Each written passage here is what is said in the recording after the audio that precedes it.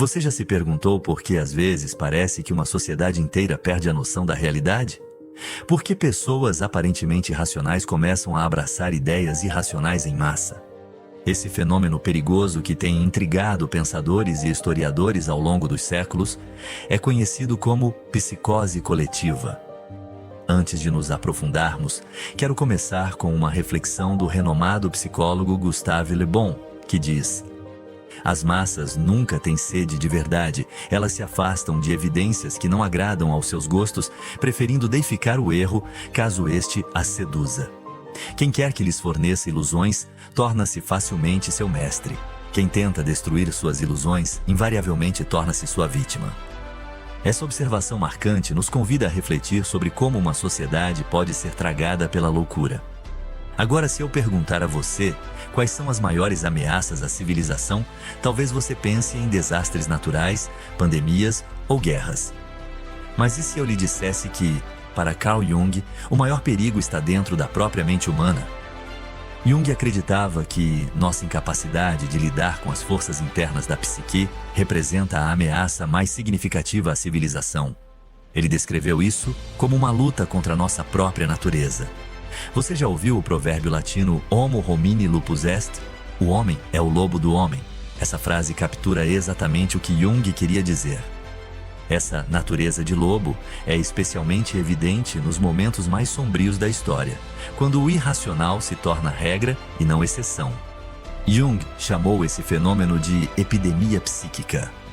Em A Vida Simbólica, ele escreveu: não é a fome, nem os terremotos, nem os micróbios, nem o câncer, mas o próprio homem que é o maior perigo para o homem, pelo simples motivo de que não há proteção adequada contra epidemias psíquicas que são infinitamente mais devastadoras do que as piores catástrofes naturais. Mas o que é exatamente uma psicose coletiva? Simplificando, é uma espécie de epidemia de loucura que faz uma sociedade inteira perder o contato com a realidade e mergulhar em delírios. Talvez isso pareça algo distante, mas a história está cheia de exemplos reais e perturbadores. Pense nas caças às bruxas, que tomaram conta da Europa e da América entre os séculos XVI e XVII. Milhares de pessoas, em sua maioria mulheres, foram perseguidas e mortas, não por crimes reais, mas porque se tornaram os bodes expiatórios de uma sociedade em pânico. Em seu livro, A Delusão de Satanás, Francis Hill revela que, em algumas aldeias suíças, praticamente não havia mais mulheres vivas quando o frenesi chegou ao fim. Outro exemplo marcante é o totalitarismo do século XX. Milhões de pessoas abraçaram ideologias que, em retrospecto, parecem obviamente destrutivas e delirantes. No entanto, na época, nações inteiras caíram sob o feitiço dessas ideias. Os resultados de uma psicose coletiva são nada menos que devastadores. Jung estudou profundamente esses fenômenos e observou que, quando uma sociedade sucumbe à loucura, seus membros sofrem uma regressão moral e espiritual. Eles se tornam mais irracionais, emocionais e irresponsáveis. Crimes que um indivíduo jamais cometeria sozinho passam a ser praticados sem remorso quando se está no meio de uma multidão. O que é ainda mais assustador é que, assim como um indivíduo em psicose não consegue reconhecer seus delírios, uma sociedade em psicose coletiva é incapaz de perceber sua própria loucura. Não há um ponto de observação externo para que aqueles vivendo sob essa condição possam compreender a extensão do problema. Mas o que leva uma sociedade a entrar em psicose coletiva? Para responder a isso, precisamos primeiro entender as causas da psicose em um indivíduo. Embora fatores como traumas físicos ou o uso de substâncias possam desencadear a loucura, o foco aqui está nas causas psicológicas. O gatilho mais comum é uma inundação de emoções negativas, como medo ou ansiedade, que coloca o indivíduo em um estado de pânico. Imagine então esse pânico se espalhando por uma população inteira, como um vírus. Quando em estado de pânico, buscamos desesperadamente alívio. Algumas pessoas enfrentam a fonte de sua ansiedade, mas outras recorrem a um colapso psicótico como uma forma de escapar. Ao contrário da crença popular, um colapso psicótico não é um mergulho na desordem, mas uma reorganização do mundo experiencial da pessoa. Ele mistura fatos e ficção, realidade e delírios de uma maneira que ajuda a aliviar os sentimentos de pânico. É um mecanismo de enfrentamento, embora mal adaptado. Silvano Ariete, uma das maiores autoridades do século XX em esquizofrenia, delineou as etapas psicogênicas que levam à loucura. Primeiro, há a fase de pânico, onde o indivíduo começa a perceber as coisas de maneira diferente. Fica assustado, parece confuso e não consegue explicar as ocorrências estranhas que está vivenciando. Isso é seguido pelo que Ariete chama de fase de insight psicótico. Durante essa fase, o indivíduo começa a organizar suas percepções, criando uma forma patológica de ver a realidade. Isso lhe permite explicar suas experiências anormais. Ariete chama isso de insight porque o paciente finalmente encontra significado em suas experiências, mas é psicótico porque é baseado em delírios, em vez de uma compreensão realista da situação. Em essência, os delírios permitem que o indivíduo em pânico escape da enxurrada de emoções negativas, mas ao custo de perder o contato com a realidade. Como Ariete coloca, um colapso psicótico pode ser visto como uma forma anormal de lidar com um estado extremo de ansiedade. Agora, amplie isso para o nível de uma sociedade inteira. Se uma enxurrada de emoções negativas pode desencadear um colapso psicótico em um indivíduo vulnerável, uma psicose coletiva pode ocorrer quando uma população de indivíduos vulneráveis é levada a um estado de pânico por ameaças reais, imaginadas ou fabricadas. Mas aqui está o ponto interessante. Os delírios podem assumir muitas formas e a loucura pode se manifestar de inúmeras maneiras. A forma específica que uma psicose coletiva assume dependerá do contexto histórico e cultural da sociedade afetada. Na modernidade, uma das formas mais ameaçadoras de psicose coletiva é o totalitarismo. O historiador Arthur Versluis define o totalitarismo como o fenômeno moderno de poder estatal centralizado total, acompanhado pela destruição dos direitos humanos individuais. Sob regimes totalitários, a sociedade é dividida em dois grupos: os governantes e os governados. Ambos os grupos sofrem uma mudança patológica. Os governantes são elevados a um status quase divino, o que contrasta fortemente com a nossa natureza de seres imperfeitos, facilmente corrompidos pelo poder. As massas, por outro lado, são reduzidas a sujeitos dependentes desses governantes patológicos, assumindo um status psicologicamente regressivo e infantil. Hannah Arendt, uma das principais estudiosas do totalitarismo no século XX, descreve isso como uma tentativa de transformação da própria natureza humana. Mas essa transformação não cria uma utopia, ela transforma mentes saudáveis em doentes. A transformação social que ocorre sob o totalitarismo é construída e sustentada por delírios. Um elemento crucial para o sucesso do totalitarismo é o menticídio, ou assassinato da mente, como explicou o psiquiatra Just Merleau em seu livro O Estupro da Mente. Merleau descreveu o menticídio como um sistema organizado de manipulação psicológica que destrói a capacidade das pessoas de pensar de forma independente, por meio do qual uma classe governante pode imprimir seus próprios pensamentos oportunistas nas mentes daqueles que planejam usar e destruir. Ele explicou que a técnica envolve o uso de medo intermitente combinado com propaganda para subjugar a população. Agora vamos entender como esse processo de menticídio se desenrola. Ele começa com o semear do medo, colocando a população em um estado de pânico que a prepara para a adesão a crenças delirantes. Uma técnica particularmente eficaz é o uso de ondas de terror. Sob esse método, períodos de intenso alarmismo são intercalados com períodos de calma, mas cada período de calma é seguido por um período de medo ainda mais intenso e o processo continua assim. Merleau explica o impacto psicológico que cada onda de terror cria. Seus efeitos se tornam mais fáceis de gerar após um intervalo de respiração do que o efeito anterior, porque as pessoas ainda estão perturbadas pela experiência anterior. A moralidade se torna cada vez mais baixa e os efeitos psicológicos de cada nova campanha de propaganda se tornam mais fortes, atingindo um público já enfraquecido. Enquanto o medo prepara uma população para o menticídio, a propaganda desempenha um papel central nesse processo. O uso de propaganda para espalhar desinformação e promover confusão quanto à origem das ameaças e à natureza da crise ajuda a destruir as mentes das massas. Relatórios contraditórios e informações deliberadamente confusas impedem que as pessoas raciocinem de maneira clara. Essa técnica é particularmente eficaz porque, como Mirlu observou, a lógica pode ser confrontada com lógica, mas a ilógica confunde aqueles que tentam pensar claramente. Essa confusão deliberada não só paralisa a mente racional, mas também aumenta a dependência das massas de líderes que afirmam ter todas as respostas. A confusão, em outras palavras, aumenta a suscetibilidade de uma população a cair nos delírios do totalitarismo. A grande mentira e a repetição monótona de tolices têm mais apelo emocional do que lógica e razão.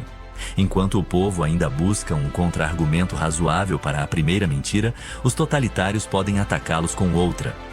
Em nosso mundo moderno, os meios para manipular a sociedade para a psicose do totalitarismo nunca foram tão eficazes. Redes sociais, algoritmos e tecnologia digital permitem que propaganda e medo sejam distribuídos em escala global em questão de segundos. A dependência dessas tecnologias e a falta de espaços para reflexão e diálogo aprofundam ainda mais a vulnerabilidade das pessoas. Merleau resumiu brilhantemente os perigos dessa modernidade em suas palavras. A tecnologia moderna ensina o homem a dar como certo o mundo que está observando. Ele não reserva tempo para se retirar e refletir. A tecnologia o seduz, lançando-o em suas rodas e movimentos, sem descanso, sem meditação, sem reflexão, sem conversa.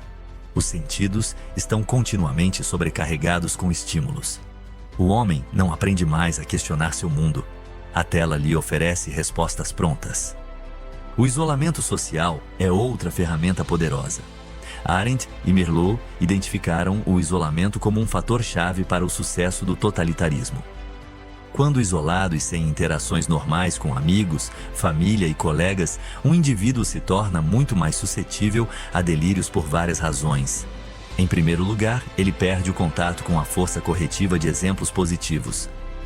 Nem todos são enganados pelas maquinações da elite governante. Indivíduos que conseguem ver, através da propaganda, podem ajudar a libertar outros do ataque mental. Se, no entanto, o isolamento for imposto, o poder desses exemplos positivos diminui consideravelmente. Outra razão pela qual o isolamento aumenta a eficácia do menticídio é que os seres humanos, como muitas outras espécies, são mais facilmente condicionados a novos padrões de pensamento e comportamento quando isolados. Merleau explica isso em relação ao trabalho do fisiologista Ivan Pavlov sobre comportamento. O condicionamento de Pavlov fez outra descoberta significativa. O reflexo condicionado poderia ser desenvolvido com mais facilidade em um laboratório tranquilo, com um mínimo de estímulos perturbadores. Todo treinador de animais sabe disso por experiência própria. Isolamento e repetição paciente de estímulos são necessários para domesticar animais selvagens. Os totalitários seguiram essa regra, sabendo que podem condicionar suas vítimas políticas mais rapidamente se mantiverem elas em isolamento, sozinhas, confusas e espancadas por ondas de terror. Uma população sob ataque de menticídio desce a um estado desesperançado e vulnerável. O fluxo interminável de propaganda transforma mentes, antes capazes de pensamento racional, em palco de forças irracionais, com o caos rodopiando ao redor delas e dentro delas. As massas desejam um retorno a um mundo mais ordenado, e é nesse momento que os futuros totalitários podem dar o passo decisivo. Eles podem oferecer uma saída, um retorno à ordem em um mundo que parece se mover rapidamente na direção oposta. Mas tudo isso tem um preço. As massas devem abrir mão de sua liberdade e entregar o controle de todos os aspectos da vida à elite dominante. Elas devem renunciar à sua capacidade de serem indivíduos autossuficientes, responsáveis por suas próprias vidas e se tornar súditos submissos e obedientes. Em outras palavras, as massas devem descer às ilusões da psicose totalitária. Merleau descreve essa descida de forma vívida. Os sistemas totalitários do século XX representam uma espécie de psicose coletiva. Seja gradualmente ou repentinamente, a razão e a decência humana comum deixam de ser possíveis em tal sistema. Lá só existe uma atmosfera onipresente de terror e uma projeção do inimigo imaginado estar entre nós. Assim, a sociedade vira-se contra si mesma, incitada pelas autoridades dominantes, mas a ordem prometida por um mundo totalitário é uma ordem patológica. Ao impor estrita conformidade e exigir obediência cega da população, o totalitarismo elimina a espontaneidade que gera muitas das alegrias da vida e a criatividade que impulsiona a sociedade. O controle total dessa forma de governo, seja sob qual nome for, governado por cientistas, médicos, políticos, burocratas ou um ditador, gera estagnação, destruição e morte em massa. Portanto, talvez a questão mais importante que enfrentamos no mundo seja como evitar o totalitarismo. E se uma sociedade foi induzida aos estágios iniciais dessa psicose em massa, é possível reverter os efeitos?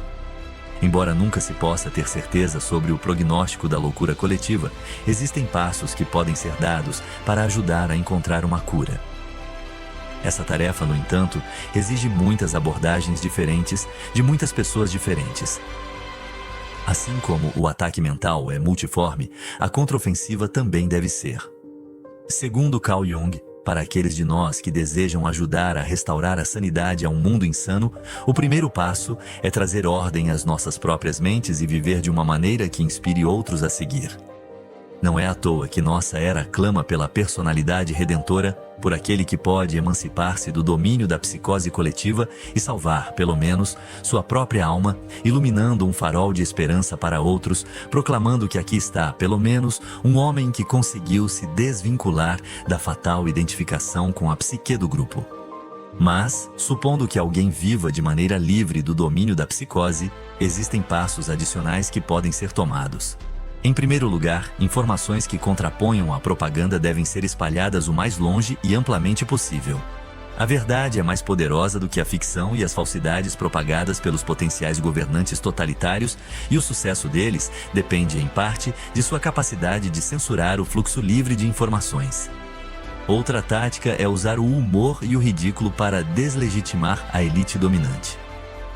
Como Mierlu explica, devemos aprender a tratar o demagogo e os ditadores em ascensão em nosso meio com a arma do ridículo. O próprio demagogo é quase incapaz de qualquer tipo de humor, e se o tratarmos com humor, ele começará a desmoronar. Uma tática recomendada por Václav Havel, dissidente político sob o regime comunista soviético, que depois se tornou presidente da Tchecoslováquia, é a construção do que ele chama de estruturas paralelas. Uma estrutura paralela é qualquer forma de organização, negócio, instituição, tecnologia ou empreendimento criativo que existe fisicamente dentro de uma sociedade totalitária, mas moralmente fora dela.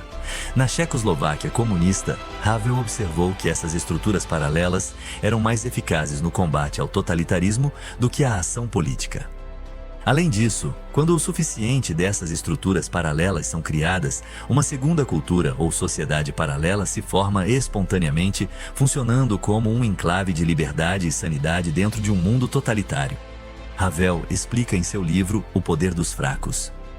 O que são as estruturas paralelas, senão um espaço onde uma vida diferente pode ser vivida, uma vida que está em harmonia com seus próprios objetivos e que, por sua vez, se estrutura em harmonia com esses objetivos? O que são aqueles primeiros tentativos de auto-organização social, senão os esforços de uma parte da sociedade para se livrar dos aspectos autossustentáveis do totalitarismo e, assim, se desvincular radicalmente do sistema totalitário? Mas, acima de tudo, o que é necessário para evitar a descida completa na loucura do totalitarismo é a ação de tantas pessoas quanto possível. Assim como a elite dominante não fica passivamente sentada, mas dá passos deliberados para aumentar seu poder, deve também ser feito um esforço ativo e coordenado para mover o mundo de volta em direção à liberdade.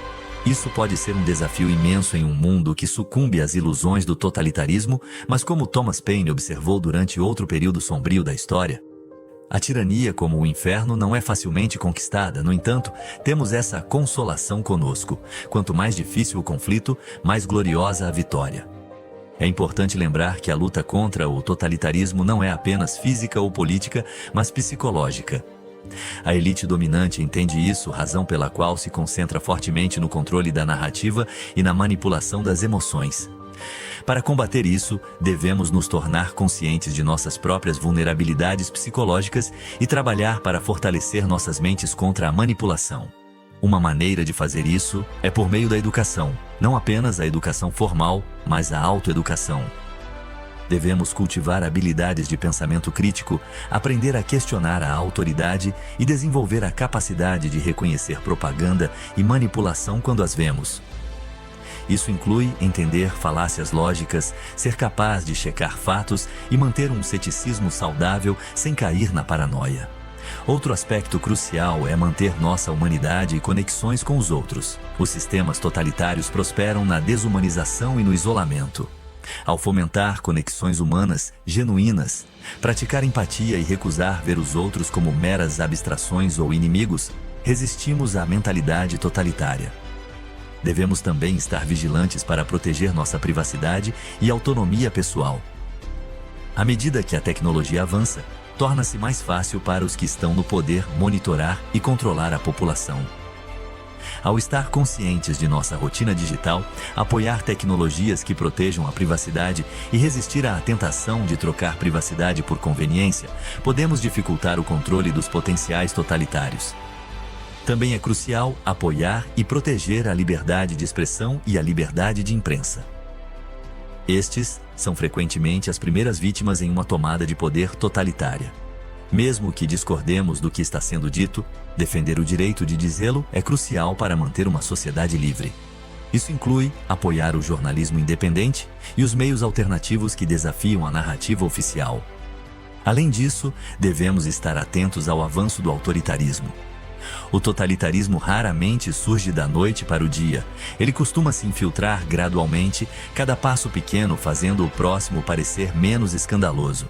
Devemos estar dispostos a traçar linhas na areia e dizer não mais às invasões em nossas liberdades, mesmo quando apresentadas como sendo para o nosso próprio bem. Vale a pena observar que a arte e a cultura desempenham um papel significativo nessa luta. Os regimes totalitários frequentemente buscam controlar a arte e suprimir a criatividade porque reconhecem seu poder de inspirar e unir as pessoas. Ao criar e apoiar a arte que celebra a liberdade, a individualidade e a dignidade humana, podemos ajudar a manter viva a chama da liberdade, mesmo em tempos sombrios. Em conclusão, a luta contra a psicose em massa do totalitarismo é uma das batalhas mais cruciais de nossa época. É uma batalha travada não apenas nas salas de poder ou nas ruas, mas nas mentes e corações de cada indivíduo.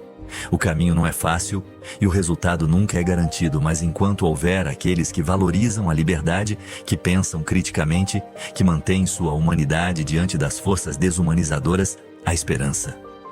Nas palavras do filósofo Albert Camus, a única maneira de lidar com um mundo não livre é tornar-se absolutamente livre, de modo que sua própria existência seja um ato de rebelião. Comprometamo-nos então com essa rebelião pela liberdade. Sejamos o farol de sanidade em um mundo cada vez mais insano. A escolha, como sempre, está em cada um de nós.